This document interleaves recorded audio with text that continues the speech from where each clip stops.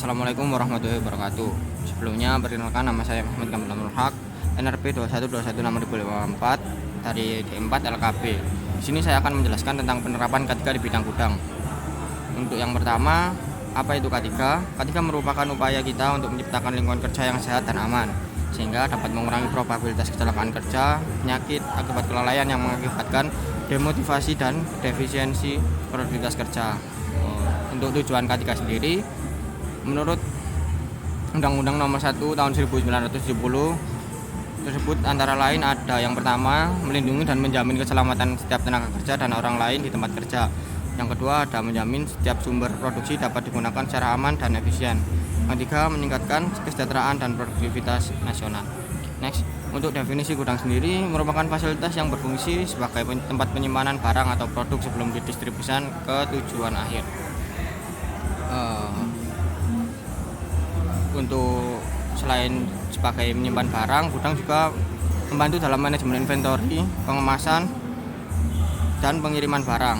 Dengan tata letak yang terorganisir, barang mudah ditemukan dan diakses. Ketertiban ini juga membantu meminimalisir risiko kecelakaan akibat barang yang berserakan atau ditumpuk sembarangan. Next, apa sih pentingnya K3 di gudang?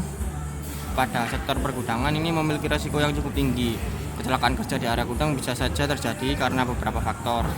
Yang pertama, jika staf gudang tidak berhati-hati. Selain human error, seperti mesin yang sudah berusia juga bisa menjadi potensi terjadinya kecelakaan kerja. Tentunya hal tersebut dapat dihindari dengan melakukan sejumlah langkah untuk memastikan keselamatan kerja di area gudang. Contoh kecelakaan kerja yang ada di gudang. Yang pertama, kecelakaan akibat mesin. Contoh misal forklift salah satu mesin yang ada di gudang dapat mengakibatkan kecelakaan, yaitu kurang waspadaan dan hati-hati karyawan drive forklift tersebut dapat menjatuhkan barang ke bawah dan mengenai seseorang. Untuk yang kedua, ada penggunaan APD. Penggunaan APD ini sangat penting. Dengan helm bisa membantu meringankan cedera kepala saat ada barang jatuh. Yang ketiga, ada penanganan barang. Dan barang yang dapat mengakibatkan cedera tangan merupakan berupa kesleo hingga tangan patah. Terakhir, ada tersandung atau terpeleset. Hal ini disebabkan kurangnya kewaspadaan saat pengecekan gudang, atau mungkin tali yang tergeletak atau tumpahan cairan dan lain-lain. Next, cara menjaga keselamatan kerja di gudang. Yang pertama, ada peralatan K3 lengkap, mana memastikan seluruh staf yang bekerja di area gudang itu memakai peralatan K3 yang lengkap